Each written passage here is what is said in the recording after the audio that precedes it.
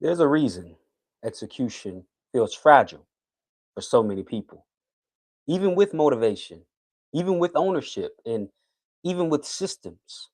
Because underneath all of that is identity. And identity always wins. Hello, welcome back to another Friday Deep Dive. I'm so glad that you all are here. Um, today we're closing the final execution gap, the one that determines whether progress lasts or collapses. So I'm so glad that you all are here, as I said, and I really believe this session is not going to only be motivational, but spark a sense of transformation within you. So get your notes out, really give it the next 5 to 6 minutes, and I really believe that this session can truly change your life and your perspective on actually closing the execution gap. Let's get right into it. My first point on today is identity shapes what feels normal. Identity is your internal baseline. It determines what feels normal, possible, and expected. And if inconsistency feels normal to you, consistency will always feel forced. And that's why progress often, starts to trigger discomfort within you. And I just want to say this, you're not failing, you're stepping outside of an old identity. I'm going to say that again. You're not failing, you're just stepping outside an old identity. You see, your mind pulls you back towards what's familiar, not what's better. We've covered something like this before. Your mind is meant to, you know, it puts you in fight or flight mode. So when you're doing something that's not comfortable, it tells you that's dangerous, but you have to push through that. And execution breaks when your systems are stronger than your self image. So until consistency feels like, who I am or who you are, it will always feel temporary. So you got to ensure that you have a shift in your identity from a person who gives up when things gets hard or gives up when things feel uncomfortable to a person that always follows through on what they said they were going to do. Now let's get to my second point. Self-talk quietly reinforces execution patterns. That's good, ain't it? Self-talk quietly reinforces execution patterns. Most identity most identity work happens in private, not out in the open. It's in the language you use. I'm just not disciplined. I've always struggled with consistency. That's just how I am. Those statements may feel harmless, but they're instructions. I'm gonna let that sink in. Your brain looks for evidence to support what you say about yourself. So when self talk stays negative, execution stays unstable. I'm going to say that one more time. Your brain looks for evidence to support what you say about yourself. So when self talk stays negative, execution stays unstable.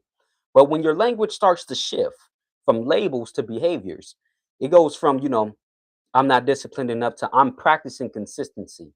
I follow through more than I used to. I don't quit like I used to quit. I don't quit like I used to. Behavior starts catching up, and execution improves when identity language becomes intentional. So, change from having negative self talk and just beating yourself up to positive self talk. And just, telling yourself that I'm practicing, I'm improving, I'm better than I used to be. And you'll see a complete change in your execution. Now, to my third point, identity changes through evidence, not affirmations. So here's the mistake, most people make.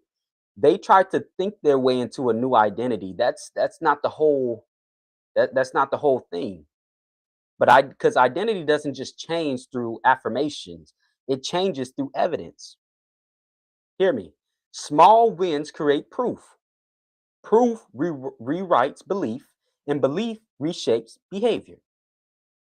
I'm going to say that again. Small wins create proof. Proof rewrites belief.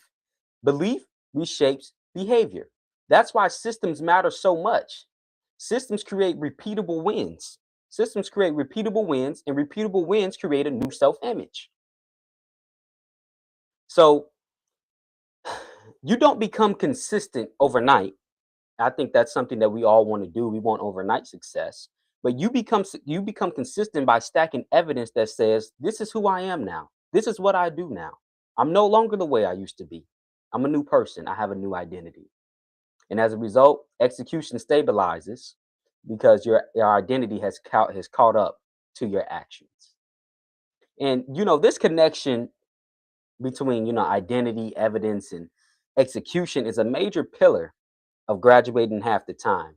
You see, the book isn't just about doing more. That's a misconception. It's not just about grinding harder, but it's about becoming someone who finishes what they start. And that's how progress stops resetting. So I encourage you to go out, get your copy now on Amazon. You can get it in paperback and ebook version. Now, as I close, here's the final truth of the execution gap. Execution doesn't fail because you lack motivation. It doesn't fail because you lack discipline. It fails when your environment isn't aligned, your responsibility is unclear, and your systems are weak, and your identity is outdated. But if you fix those, all these things, your execution becomes stable. Now, this series, it wasn't about hype. It wasn't about, making you feel good, or it wasn't even about making you feel bad, but it was about understanding why execution breaks and how to rebuild it intentionally. And now the question isn't, can you do this? It's, who do you decide to be moving forward? And that being said, this is the execution gap. I'm so glad that you all came with me on this journey during the month of January. And now you know how to close the execution gap so you can finally get the results that you've been hoping and praying for. And as always, success doesn't shout, it shows up. I'll see you next week. Don't come alone. Bring a friend. I'll see you. Bye bye.